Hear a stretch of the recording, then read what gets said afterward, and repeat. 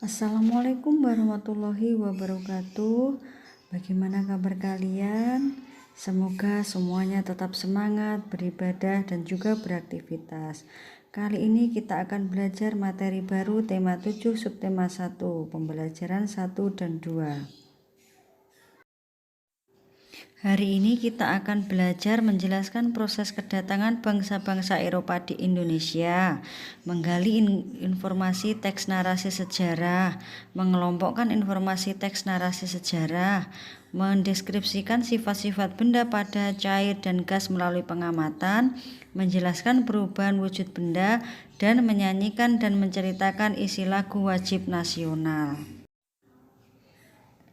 Ada berbagai peristiwa dalam hidup kita. Ada peristiwa yang dialami oleh diri sendiri, peristiwa yang dialami oleh keluarga, peristiwa yang dialami oleh masyarakat, maupun peristiwa yang dialami oleh bangsa dan negara.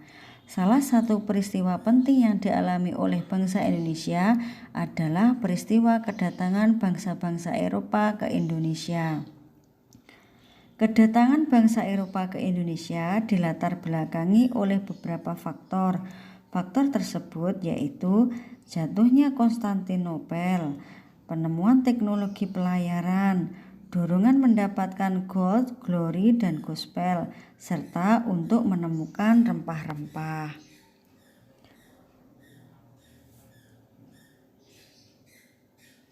Sebagai pusat perdagangan internasional bagi bangsa Eropa, barang-barang dagangan utama yang diperdagangkan di Konstantinopel adalah rempah-rempah. Bacaan berjudul Sejarah Masuknya Bangsa Eropa di Indonesia termasuk teks narasi sejarah. Cara menggali informasi teks narasi sejarah: yang pertama, membaca teks dengan cermat.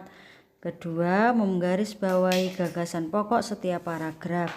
Yang ketiga, mengelompokkan informasi dalam teks menggunakan kata tanya. Dan yang keempat, menjawab pertanyaan yang diberikan menggunakan jawaban dari pertanyaan yang diajukan. Informasi-informasi pada teks narasi dapat dikelompokkan menggunakan kata tanya 5W1H. Apakah kamu juga ingin mempelajarinya? Bacalah penjelasan berikut.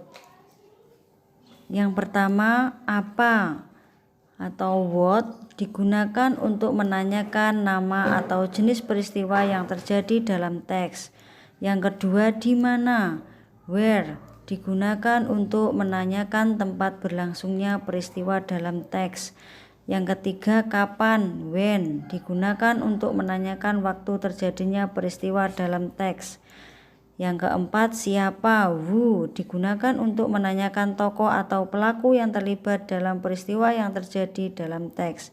Yang kelima, mengapa, why digunakan untuk menanyakan penyebab atau alasan terjadinya peristiwa dalam teks. Dan yang keenam, bagaimana, how digunakan untuk menanyakan cara atau keadaan saat terjadinya peristiwa dalam teks. Kalian masih ingat tentang pengolahan karet? Getah karet mula-mula berwujud benda cair, kemudian mengeras menjadi benda padat jika didiamkan. Cair dan padat merupakan wujud benda. Benda memiliki wujud yang berbeda-beda, ada dalam bentuk padat, cair, dan gas. Tahukah kamu ciri-ciri wujud benda tersebut? Ayo mencari tahu apa ciri-ciri wujud benda tersebut. Dengarkan penjelasan dari Ustadzah. Benda padat adalah benda yang bentuknya tidak berubah walaupun berada di berbagai wadah. Benda padat memiliki volume yang tetap. Benda padat dapat berubah bentuk dengan cara dipotong, dilipat, dipahat, atau disusun. Contoh benda padat: pensil, penghapus, pulpen, penggaris, dan buku tulis. Benda cair adalah benda yang bentuknya selalu mengikuti wadahnya. Benda cair memiliki volume yang tetap serta terdiri dari zat penyusun yang letaknya lebih renggang dibanding zat penyusun benda padat. Contoh benda cair adalah air, minyak, sirup, dan susu cair. Untuk benda gas adalah benda yang bentuknya tidak tetap. Benda gas terdiri dari zat penyusun yang letaknya saling berjauhan. Benda gas tidak terlihat oleh mata tetapi dapat dirasakan keberadaannya. Benda gas memiliki volume yang akan memenuhi ruangnya. Contoh benda gas adalah udara di dalam balon dan udara yang dihirup. Perubahan wujud benda terjadi karena pengaruh kalor. Benda yang melepaskan kalor dapat mengalami wujud membeku, mengembun, dan mendeposisi. Sedangkan benda yang menyerap atau memerlukan kalor dapat mengalami menguap, mencair, dan menyublim.